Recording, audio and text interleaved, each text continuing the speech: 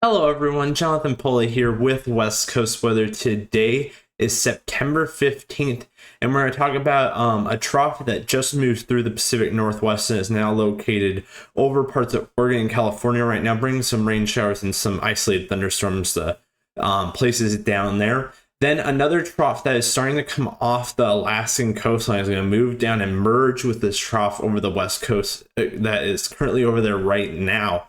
This will bring another impulse of some rain showers later Tuesday into early Wednesday morning for parts of the area. Really not expecting too much of that, but maybe a couple tenths to a half an inch of rainfall for parts of the lowlands and mountains. Then we look to dry out a bit before potential for some more troughs later off into the future. So generally, mostly nice day today over a lot of the area. There definitely is some low-level cloud layer, but it's mostly scattered in nature, so there's plenty of sun breaks out there. Definitely, you can feel the crisp of fall in the air out there as that cooler air from the trough that moved down over the last couple days brings some of that cooler air in. That also results in a couple thunderstorms over the Puget Sound of Western Washington and also along the Strait of Georgia near Vancouver, BC. So I hope everyone's having a great day, and let's get right into the forecast.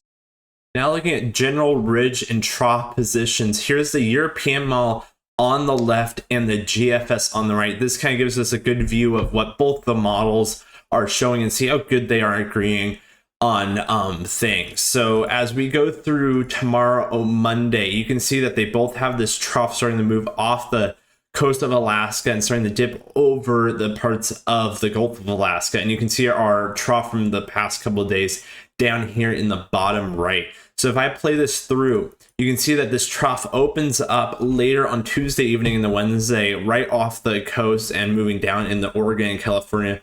And this will merge with the trough that's already down there. And this will bring some rain showers to the area and maybe some breezy winds over the Cascade Gaps, but really not that impressive a trough. The main thing that I see with this is that it's going to bring a much cooler temperatures to the region and California, so they'll finally start getting a break from their very warm summer they had because they had many days over 100 degrees down there in the Sacramento Valley. So this will be a very nice relief for them, I hope. So as we go through Wednesday into Thursday morning, that trough is now moved down into California in the same placement that the trough prior to this one is right now. A quick ridge starts building over the Pacific Northwest and BC on later Wednesday and the Thursday, and that's going to be mostly transient, but you can see that the models start to disagree as we go towards Friday and Saturday of this coming week. You can see that the GFS on the right has more ridging and drier weather, but the European model starts to move this weak trough into parts of central British Columbia. If we play this out, the European model kind of brings that really close to the area. This likely wouldn't bring too much precipitation, maybe some of the parts of the BC Cascades and Vancouver Island, but would spread some clouds over the region and keep the temperatures a bit cooler than normal. So we're gonna have to keep watching this. But through Friday, we have some pretty good confidence that we're gonna dry out by the end of Wednesday for most of the Pacific Northwest. So now let's move on to this morning's GFS just by itself. I want to show you guys a fantasy storm that this GFS model showed this morning, way off in the future, around 12 to 13, 14 days out. So this is likely not going to happen, but I just want to show this because this was kind of a fun model run and just shows that we're starting to get in the storm season. And I'm always keeping an eye out this time of the year for storms because we're starting to enter that territory and that time frame where we can start. The jet stream starts moving farther south, and then we get the storm system starting to right along the jet stream right into the region. And this is what the GFS shows. It has this a strong trough of low pressure coming down out of the Gulf of Alaska and forms this really strong cyclone right on the southern end of that jet stream.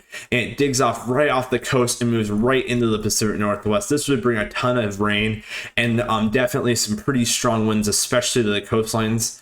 But this is just showing that there's we're heading into that time frame where we can start looking for the potential for some big storms, and I'm always going to be keeping an eye on that, especially as we get closer to the end of September and the beginning of October. But if we look at the pressure, this storm is very significant, and the model shows it getting down to 967 millibars, which is very strong. It moves right into the coastline, but weakens as well. So that's just kind of something fun to look at. Almost, well, probably 99.9% likely that it will not happen, but you never know. But 100%.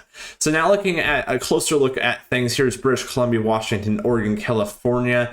This is looking at the European model 6-hour precipitation type in inches. You can see our current trough is bringing some showers and isolated thunderstorms to Northern California and southeastern Oregon and parts of Idaho and northern Nevada, keeping most of the Pacific Northwest dry. Those showers and thunderstorms will continue to rotate around that trough through Tuesday, bring some pretty substantial rain totals to parts of southeastern Oregon, northern Nevada over the next couple of days.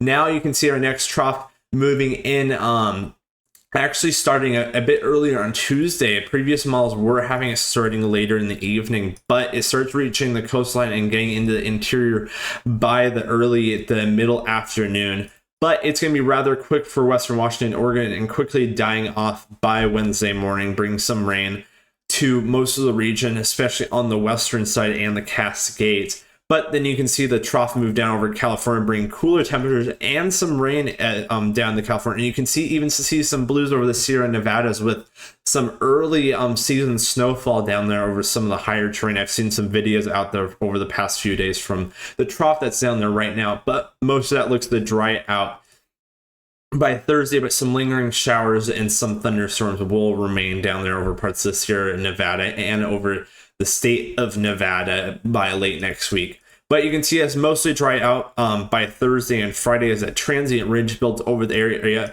But you can see that the European model that I was showing that actually has that weak system starting to move through that the GFS didn't have, it does bring some light precipitation even down in the Washington later on, beginning on Saturday morning and into Sunday. So we're gonna have to look at that as we go. It's a very weak system and very fickle, so we're just gonna have to keep a close eye on it, and I'll likely do another video next Friday talking about the system if it's still showing up in the models. Now looking at total precipitation totals in inches, let's go through Thursday morning and see the precipitation totals the European model is showing. You can see generally a couple tenths of an inch to a half an inch of rainfall expected for much of the western parts of the coast, and basically all the way from Vancouver, BC, all the way down to the Bay Area, actually. And you can see some of those thunderstorms and stuff that kind of just meander over the area for the next couple of days, bringing some substantial rain totals, maybe a couple inches of rainfall for parts of the Intermountain west of southeastern Oregon and parts of central and northern Nevada. But this is very beneficial as we're going into the fall season. Most of the fire activity is starting to wane with all these cooler troughs and light rain over the region. So hopefully we get one last big rainstorm that end the wildfire season here in the Pacific Northwest. But for right now, we're gonna have to take this as we go. You can see we dry out after that though. Now taking a close look at things at the Pacific Northwest, here's western Idaho, Washington, Oregon, northern California. Here's southwestern BC, Vancouver, BC's up here. This is looking at daily max temperatures from the National Blended Model. So you can see today we have that transient ridge that's moving over the Pacific Northwest as that trough is down south. This will allow for temperatures right now to get into the 70s for most locations with 60s near the water.